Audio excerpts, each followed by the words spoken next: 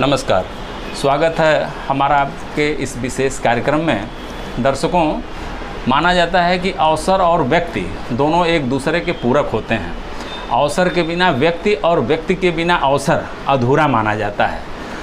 एक बेहतर अवसर की तलाश करना किसी भी व्यक्ति के लिए बड़ा कठिन माना जाता है, जबकि अवसर व्यक्ति के इर्द गिर्द प्राकृतिक रूप से उसी तरह उपलब्ध रहता है जैसे प्रकाश, हवा, पानी, भूमि, आकाश। एक अच्छे अवसर को तलाश करने वाला एक ऐसा शख्सियत हमारे साथ इस समय बैठा है जिनका नाम है हमारे पास शुक्ला जी, जो सिविल कोर्ट गोरखपुर के एक न्यायिक स्तंभ हैं। विधि के क्षेत्र में आपने एक बहुत बड़ा समय जो है व्यतीत किया है। आज हम उनसे जानेंगे, उनके अनुभव के बारे में, उनके जीवन वृत्त के बारे में जानेंगे। शुक्ला जी, आपका हमारे कार्यक्रम में स्वागत है। सबसे पहले मैं आपको नमस्कार करता हूँ। शुक्ला जी, एक चीज़ ये मैं जानना चाहूँगा कि जैसा कि मैंने दर्शकों को अपने नाम बताया आपका, मैं ये जानना चाहूँगा कि आपका जन्म स्थान कहाँ है और आपके माता पिता कौन थे, इनके बारे में ज़रा देखिए, मेरा जन्म वर्ष 1942 में ग्राम करंजही, ये इसी जनपद के बांसगांव तहसील में एक गांव है ब्राह्मणकुल, मैं बड़ा वहाँ हुआ था। मेरे पिताजी का नाम पंडित जगदेव, स्वर्गीय जगदेव प्रसाद सेठी, माता जी का नाम, और माता जी का नाम जो था वो श्रीमती मुरारी देवी था।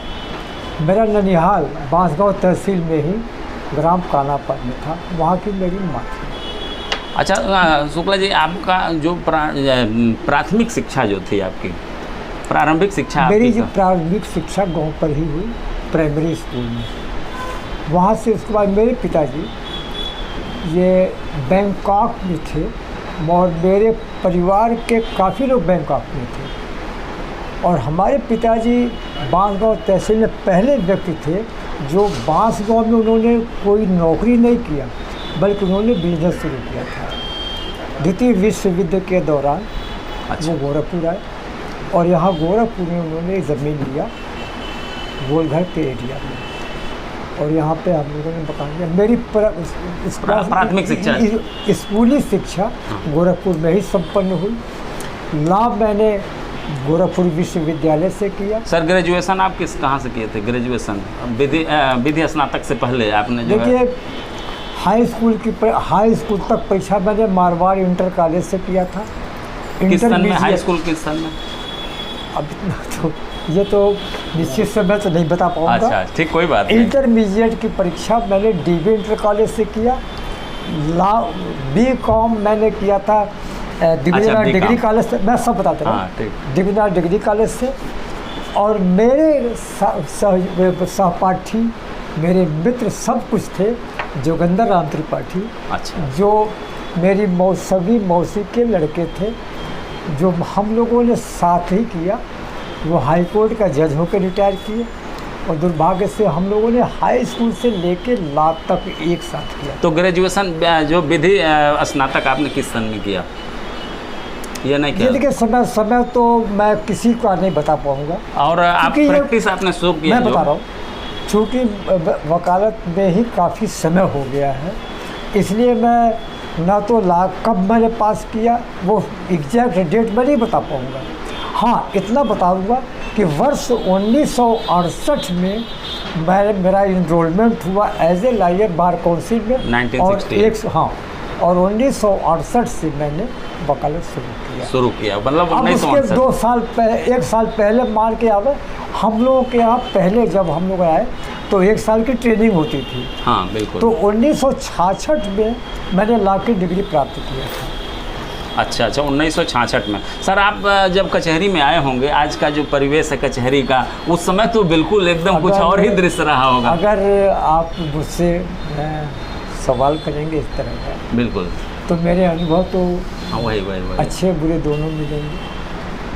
बहुत फ़र्क है जब हम लोग शुरुआत में आए इस पेशे में, और आज के वक्त में ज़मीन आसमान का फ़र्क है। हमारे यहाँ जो हमारे भाई आ रहे हैं उनको देखिए, मैं अदालतों के बारे में कुछ नहीं कहता। नहीं, बिल्कुल नहीं, कोर्ट है, लेकिन हम लोगों ने जब लॉ किया तो वो हमारा इंग्लिश मीडियम था। और मुझे आज भी अच्छी तरह याद है कि फर्स्ट ईयर में केवल 9% का रिजल्ट आया था हुआ था। ला का। उस समय 2 वर्ष का रहा होगा ला, 2 साल का 2 था। साल का। और सिर्फ 9% का रिजल्ट था। सर आपकी उसके बाद- शादी कब हुई थी? हाँ? शादी आपकी कब हुई? वर्ष शादी को 52 साल हो गया था। आप बताएंगे शादी कितने को- बच्चे हैं सर? शादी को 52 साल हो गया। और बच्चे कितने? ये इन लोगों ने मैरिज एनिवर्सरी में भी हिस्सा लिया था। अच्छा। मुझे एक चीज़ का ये है कि मैं आपके इस माध्यम से सिर्फ एक चीज़ कहना चाहूँगा कि आज भी इस पेशे में बहुत ज़्यादा स्कोप भी है और इसके ज़रिए आदमी कुछ भी अचीव कर सकता है, चाहे वो प्रतिष्ठा हो चाहे वो बतौर प्रोफेशन बिल्कुल या जुडिशरी में जा कर के या और किसी क्षेत्र में जा कर के, बिल्कुल बशर्ते कि आप परिश्रम करें। और ईमानदारी की आज भी ज़रूरत है। जो लोग परिश्रम करते हैं वो उनको सफलता मिलती ही है। एक चीज़ और है, मुझे एक बात का इतने लंबे वक्फे से 1968 से आप जोड़ लें तो करीब 54 साल हो गए। 54 साल हो गए, बिल्कुल 54 साल के उसमें मुझे एक बात का संतोष है कि जो सम्मान मुझे इस पेशे में मिला शायद अन्य किसी जगह नहीं मिलता। और मेरे यहाँ से, मेरे चैम्बर से कई लोग जुडिशरी में भी गए। आज भी कुछ लोग ऐसे हैं जो अब बड़े अच्छे पोस्ट में है जुडिशरी में। और सबसे बड़ी चीज़ है कि मेरे यहाँ चैम्बर से निकले हुए अधिवक्ता काफ़ी बड़ी संख्या उनकी है जो अपने पैर पे खड़े हैं। सर आपने क्यों फौजदारी को ही चुना? जैसे ये शुरू से सर, शुरू से जिस वक्त मैं इस वकालत में आया था उस वक्त जो है ये पुरानी CRPC थी। अच्छा 1973 से पहले? वो 73 के पहले की बता रहा हूँ। तो उस वक्त जो मजिस्ट्रेट थी वो डिस्ट्रिक्ट मजिस्ट्रेट के अंडर में थी। अच्छा। तो हमने शुरुआत कलेक्ट्री कचहरी से किया था। 74 के बाद जब मजिस्ट्रेटी आ गई, जब सिविल कोर्ट में, तो हम अब यहाँ आ गए, तब से यही हैं। तो यही कारण रहा। सर एक चीज़ और ये जानना चाहेंगे, बचपन में सर एक चूँकि सवाल आपसे ये करना है कि धर्म के संबंध में जो आपके विचार हैं, धर्म को आप आस्था सिर्फ मानते हैं, अध्यात्म मानते हैं या जीवन जीने की कला मानते हैं? अगर आप धर्म की उसके पहले का सवाल है सर, एक मिनट, उसके पहले का सवाल है, बचपन में भूत प्रेत से डरते थे आप? नहीं सर, कभी नहीं। तो मैं एक ही बता दूँ आपसे, मेरा कोई ऐसा रुझान ये नहीं था कि फौजदारी का मुकदमा, धर्म और अध्यात्म पर दे रहा था। लेकिन मुझे इस बात का ज़रूर संतोष है कि 2.5 साल की वकालत में मैंने इंडिपेंडेंटली अपनी अपीयरेंस डिस्ट्रिक्ट जज के कोर्ट में दिया था। उस वक्त केवल 2.5 साल की वकालत थी और मैं डिस्ट्रिक्ट कोर्ट में गया था। धर्म और अध्यात्म और मुझको जो न्यायालयों से जो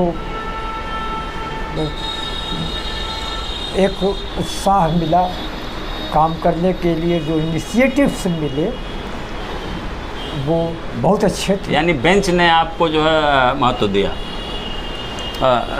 सर हमने कहा कि धर्म जीवन जीने की विधा है या पूजा की पद्धति है, इसके संबंध में चूँकि तमाम सारे ये तो सब व्यक्ति के अपने निजी विचार, वही चीज़, इसके बारे में आपको कहते हैं।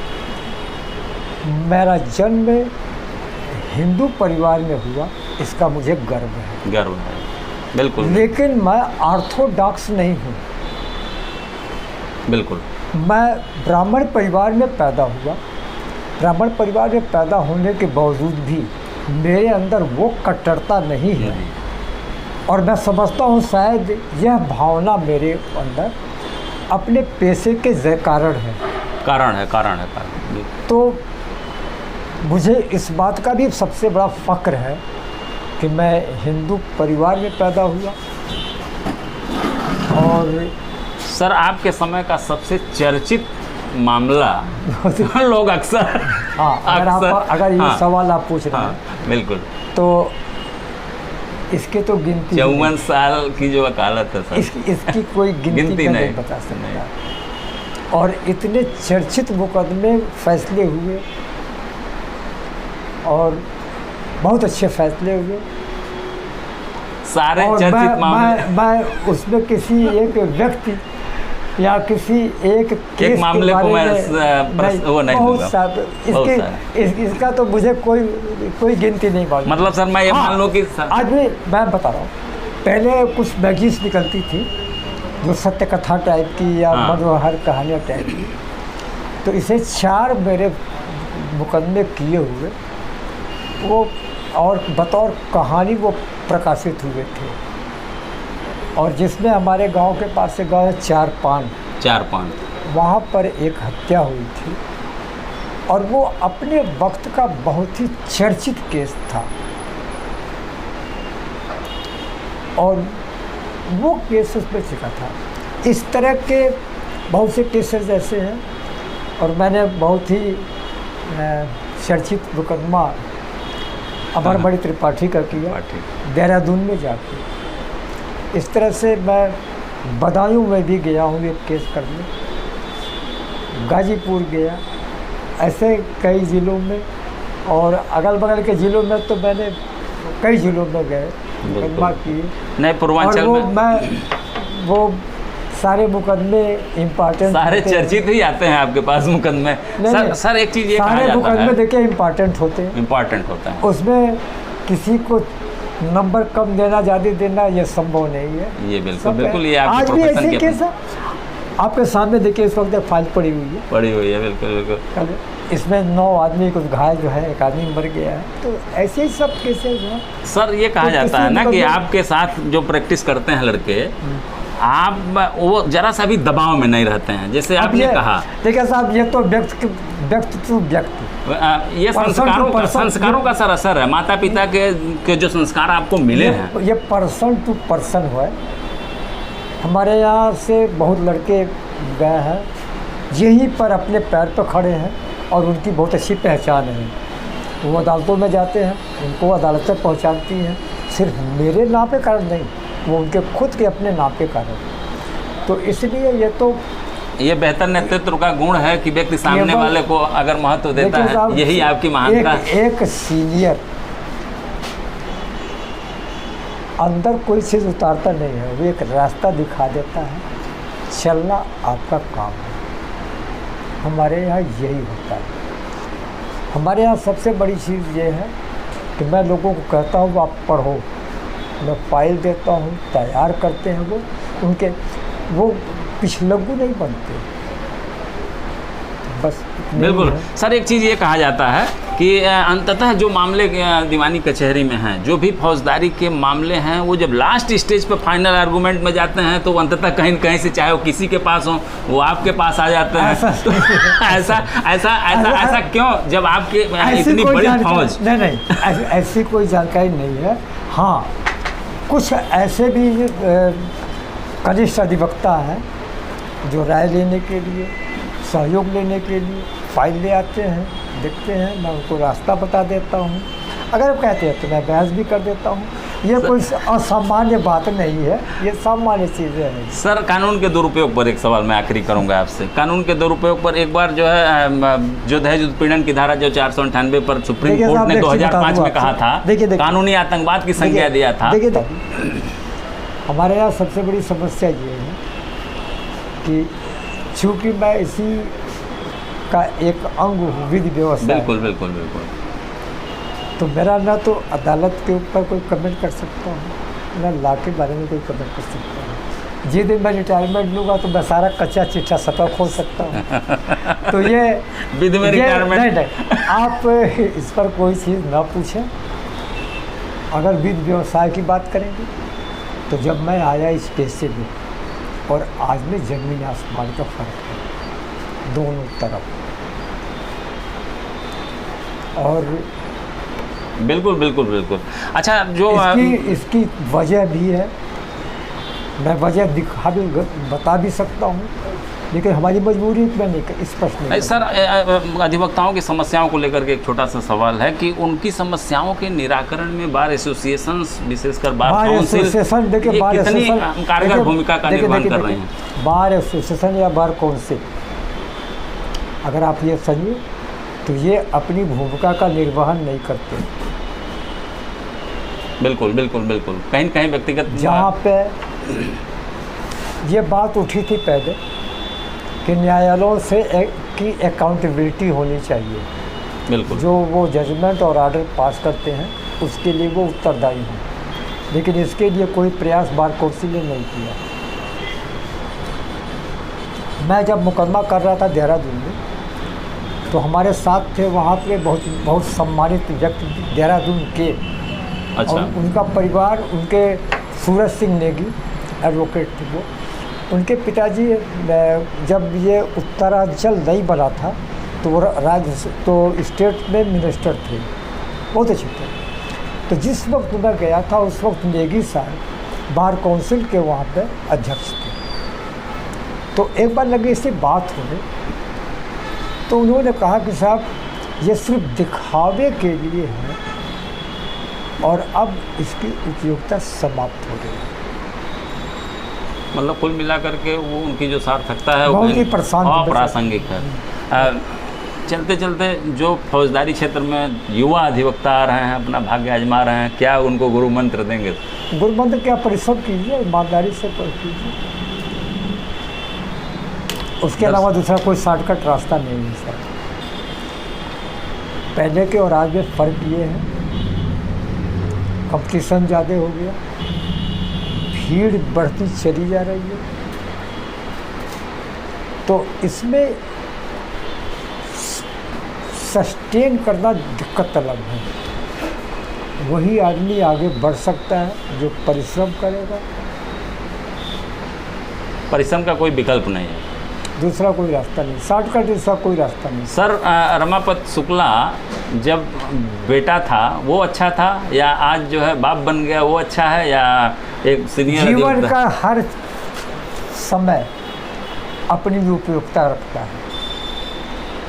जब मैं बेटा था माँ और बाप का, उस वक्त आज मैं बाप हूँ बेटे और का, दोनों भूमिकाओं में काफ़ी अंतर है और दोनों के अपने अलग महत्व हैं। मतलब दोनों में श्रेष्ठता। देखिए, बाप में जिम्मेदारी भी रहती है और कई चीज़ों का आकलन उस वक्त करना पड़ता है, आगे पीछे ये वो। पिता कोई काम करे न करे,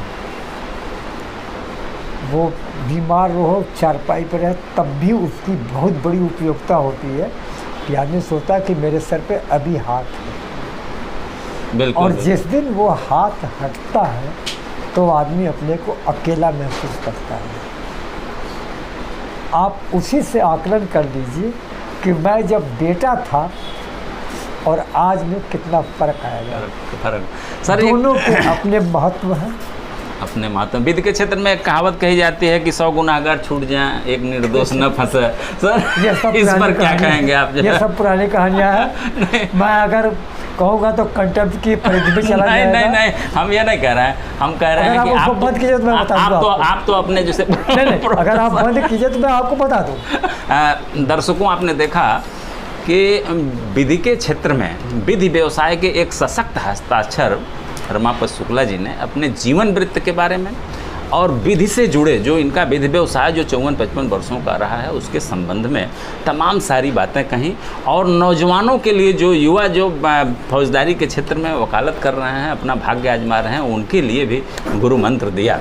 निश्चित रूप से जो मंत्र होता है वो जीवन में सहायक होता है। वो मंत्र यदि आत्मसात करके व्यक्ति रखता है तो उसको जीवन में कहीं कोई परेशानी नहीं होती है। आपने कार्यक्रम को देखा, निश्चित रूप से आपको प्रेरणा इससे मिलेगी और आप अपने जीवन में इसको लागू करेंगे। एक चीज़ मैं ज़रूर कहना चाहूँगा। बिल्कुल। कि इस पेशे में नए आने वाले अधिवक्ताओं अगर शुरू में सफलता मिलती है या नहीं मिलती है, लेकिन वो घबराए ना। घबराए ना, बिल्कुल। परिश्रम को करें और ईमानदारी से कोशिश करें, एक न एक दिन उनको सफलता जरूर मिलेगी। जरूर मिलेगी। ऐसा नहीं है, आज भी इस पेशे में बड़ी जान है। जान है बिल्कुल रूप से। शुक्ला और जी, मुझे याद है कि मैं बस्ती में गया था, बस्ती में, तो एक केस में तो वहाँ पर डिस्ट्रिक्ट जज के कोर्ट में आर्गू करना, छोटा सा आर्गूमेंट करना था। अच्छा। तो जब मैं गया तो जज साहब ने पहले प्रणाम किया, तो हमने कहा कि सर आप ऐसा क्यों कर रहे हैं? अच्छा। कहना आपको नहीं मालूम कि मैं फला जिले में एडीजे था तब आप आए थे। वो महाराजगंज से ट्रांसफ़र होके गए थे। अच्छा अच्छा अच्छा। और मैंने आपसे बहुत सीखा है। एक आर्गूमेंट है, उस वो पूरा आर्गूमेंट हमने नोट बनाया, आज ही मैं रखी हुई है। बिल्कुल बिल्कुल। तो शिक्षा कहीं जाती नहीं है, निश्चित रूप से। अगर कोई व्यक्ति कहीं से भी एक अक्षर भी अगर उसको ज्ञान मिलता है, मुझे कहना नहीं चाहिए, जब शुरुआत में आज से 15 साल पहले तक की बात बता रहा हूँ, 20 साल पहले, हाँ, जो जजेस बैठते थे वो धर्म भीरू होते थे और वो कहते थे कि साहब मुझसे कोई फैसला गलत न हो जाए। सर आपने हमारे दर्शकों के लिए मुझसे बात किया और अपना अमूल्य समय बड़ा मुश्किल से आपने 5 मिनट दिया और मैंने 30 मिनट खींच लिया। इसके लिए सर आपको बहुत बहुत धन्यवाद।